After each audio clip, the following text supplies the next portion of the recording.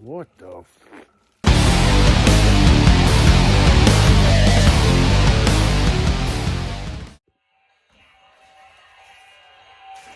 right, y'all, what's up? Coming to you live from the office today. I'm out here trying to get some work done. Pain in the ass, man. My office will be finished Sunday. We've got red oak wall boards and going on the walls, and the ceiling insulation, of course, and then air conditioner and heat will be going in here. Heat probably wait till fall, but I got air conditioner going to go in here, just a little wind air conditioner for summertime use. This is a small office, so not going to take much. Let me show you guys here. I'm gonna get it emptied out. It's just a small little 8x8 storage building, and it's perfect for what I'm doing. So, out here on the edge of the woods, do what I want to do.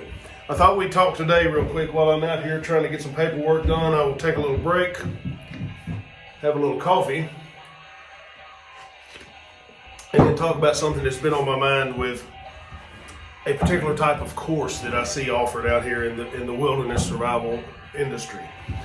And that would be a knife-only survival class. Knife only. I don't know if you guys that are into survival, guys and girls are into survival stuff, wilderness survival stuff, have ever seen this floating around. Knife only, knife only. This is where you go out, you go to a class and they take you out and put you somewhere and you only have a knife to survive. That's your only tool you're allowed to have is a knife. So whether that's a bushcraft knife or a pocket knife or whatever, who knows? Depends on where you're getting the instruction, I guess. So let's talk about that a minute. Everything wilderness survival related, you guys already know I like to break it down and look at why we're doing it, or why it's being done. I'm not doing it, but why it's being done. And then look at the logic behind it. And then talk about it. So knife only survival. Number one, that presumes that you have a knife. There's no guarantee of that. No guarantee that you're going to have a knife if you find yourself in trouble out here somewhere. If the argument is, you should always carry a knife, well, fuck, you should always tell somebody where you're going, make multiple plans and notifications prior to going. You should know how close you are to a road. You should always have a way to make fire. You should always this, always that. So you should always have a knife is not really a valid argument when you're talking about wilderness survival, because that can be said about a lot of things, right? Why not a gun? Why not do that class injured or simulated injury? Why not just have nothing? Bang rocks. Make yourself a cutting implement if the cutting implement is the be all end all. Make one. Why not go barefooted? Hell, you want a challenge in this American culture we live in? You want a wilderness survival challenge? Take your fucking shoes off. Get put somewhere and survive with no damn shoes. Is it more important to make a fucking knife at that point or a pair of shoes?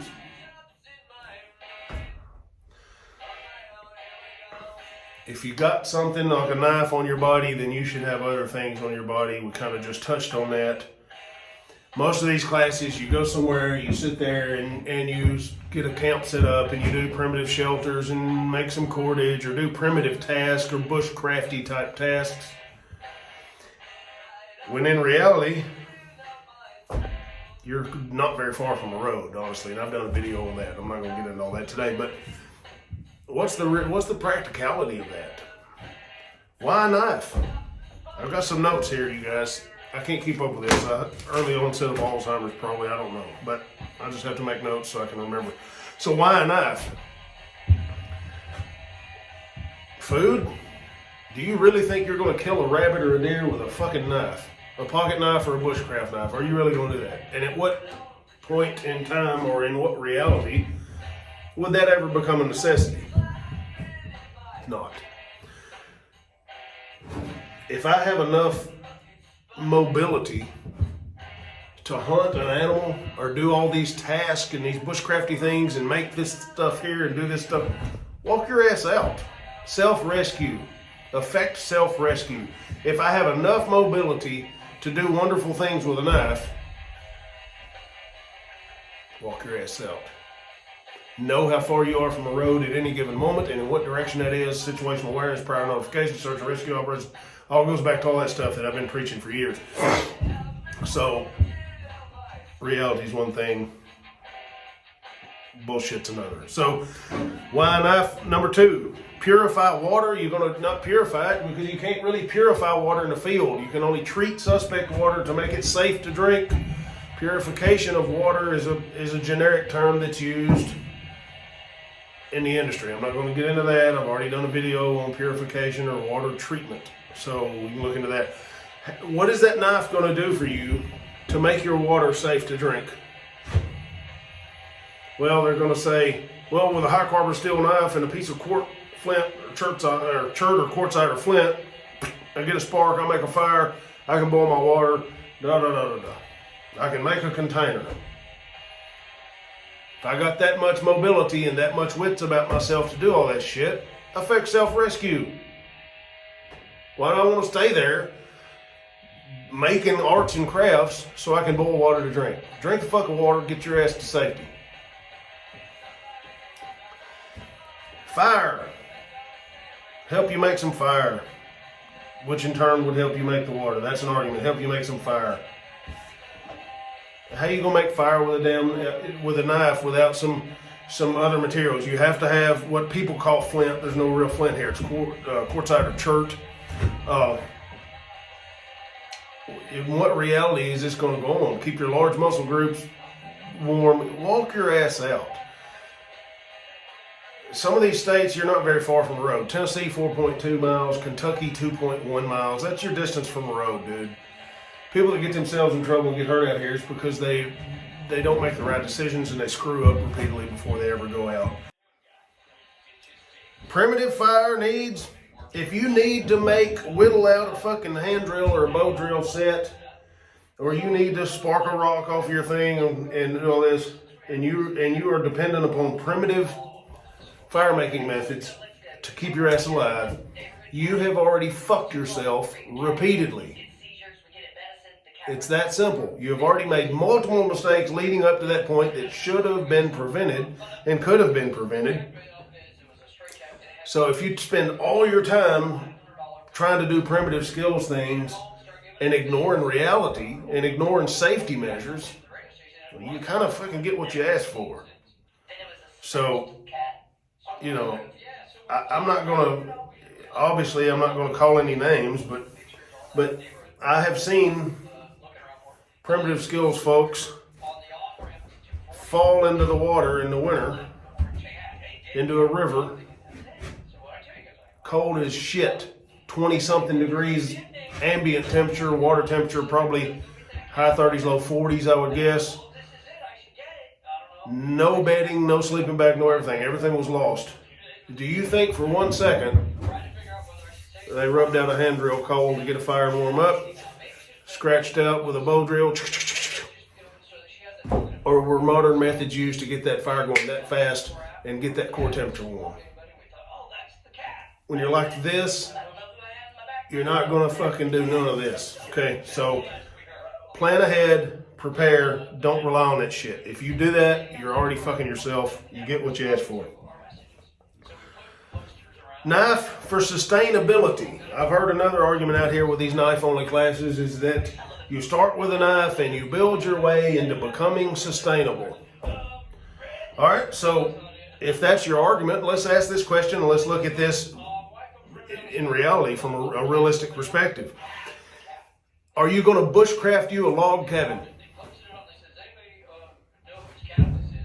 Bushcraft a log cabin, huh? Then what? You're going to plant your garden with your knife? You're going to magically create seeds to start planting food? You're going to be able to store those seeds and start building to sustainability with a knife? What reality are you living in? If taking a knife and going out here into a wilderness environment in an attempt to become sustainable is what you're doing, what reality do you live in?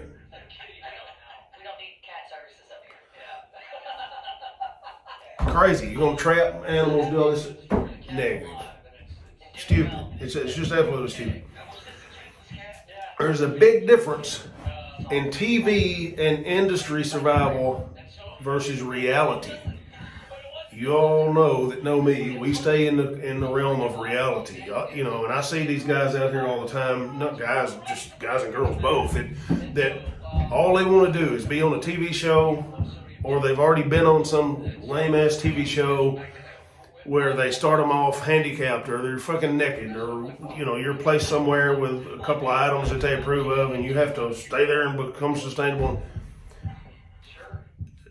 This is how many of all of them have ever become sustainable with a knife, or maybe even 10, 15 items. This is how many have become truly sustainable. 0. So for us to go out here, or survival schools and things, to go out here and teach knife-only survival under the guise of, you can start with a knife and become sustainable. You're living in a mythical world. So some of these classes, next point here, you go to a class somewhere, you'll camp at the class facility, and you sit around and do bushcraft tasks, primitive skills tasks. You make bow drill sets, hand drill sets, fishing gigs, spears, traps. You might make some cordage. You might make a primitive shelter, different kinds of that stuff going on. In reality, if you'll look at the area where you're training, look at a map, understand what state you're in, you'll know exactly how far you are from a road, and I'll give you this resource if you need to know what I'm talking about here. I've done a video on that, so look into that. Wilderness survival instructors will get you killed, so something about close proximity to roads. So you can check that out if you want to, guys. But you can just walk out and self-rescue. In most places, you get injured, that's a different deal. But we're not talking about all that and all the different variables. We're talking about the reason for a knife-only survival class. Why knife-only? Are the people that are teaching you this knife-only stuff, are they search and rescue instructors? Are they search and rescue certified? Do they work and train search and rescue people? And I don't mean have search and rescue people come out occasionally, or you know, go to the local thing and do some search and rescue training, or whatever. Are they capable and authorized to train and certify people for search and rescue operations and tracking? Not just tracking, but search and rescue in general and the things that come along with it. Can they train you and certify you in search and rescue? Ask them that question. Ask them how close they are to a road right there where they're standing. See what they know. Test their knowledge. Let's see what's next here, folks. We've already talked about this. If you're depending on all this stuff, if you're depending on a knife or primitive skills, you already screwed yourself repeatedly. Just don't screw yourself. Another argument I hear out here is the more you know, the less you need. If that's the case, forget the fucking knife. Leave the knife at home. Teach the class with no knife, because you're not guaranteed the knife. Take the things away. Go out there with just the clothes on your back, soaking wet, simulated injury, whatever the case may be. Take the knife away. If the more you know, the less you need, take the knife away and then self-rescue. The knife is a vehicle for a lot of these instructors to teach bushcrafty and primitive things and call it survival. It's not survival. Take the knife away, self-rescue. Let's see if we can self-rescue. Kind of takes away all the topics of the class, right? You don't get to sit around camp and bang rocks and whittle on stuff and do all these arts and crafts. So that's the reason it's knife only, and that's why people all over the industry do it. It's an industry standard. It's a time filler. You got a knife. You think you're really doing it. Well, hell, you may not have the knife. So something to consider there. Just take the damn knife away. Why is it a knife? Going back to that again. A lot of these instructors out here ignore reality in favor of the bullshit, because the reality is not sexy. It's not gimmicky. People don't want to consume the reality, but they damn well should when it comes down to saving their life. They will go to some jackwagon out here with a big YouTube channel, or of some whatever, big YouTube channel, big following, been on TV, shit like that. And these fucking guys, man, the people that go to these places they don't really understand the difference in what they're teaching and reality. So they think because they've been on TV and they've got a big YouTube following that they're up here and top level guys, when in reality, the vast majority of them work a day job doing other stuff, or they don't train full time. They don't train students all the time. They train a few times a year. They're screwing around with making YouTube videos and playing with knots and shelters and bullshit, industry bullshit. You look at the capabilities and what they can certify in and what they can do, and you'll see. Look closer. That's all I can tell you. So, you know, if they ignore reality, if they won't tell you close proximities to a roadway and they won't tell you actual dietary and nutritional needs and things like that, stay away from them. They're crackpots. They're not telling you accurate, factual information. So that's about it on the knife only stuff. If you are thinking that knife only survival classes are realistic, are going to keep you alive, and they're ignoring all this other stuff that I've been talking about, then you're living in a false reality. And not you personally, but these instructors out here are, because they're trying to sell you guys junk shit to make them money and to make it look cool, to make it seem challenging. When in reality, that has nothing to do with survival. Absolutely nothing.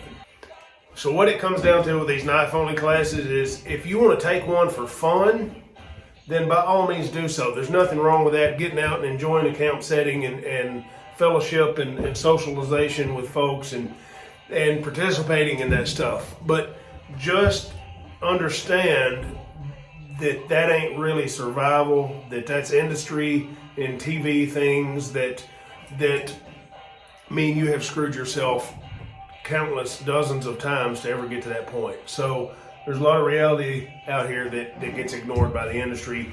These type of classes are one of them. So be careful with that stuff. Have fun, man. Anytime in the woods or anytime at camp and anytime doing little bushcrafty things, it's fun.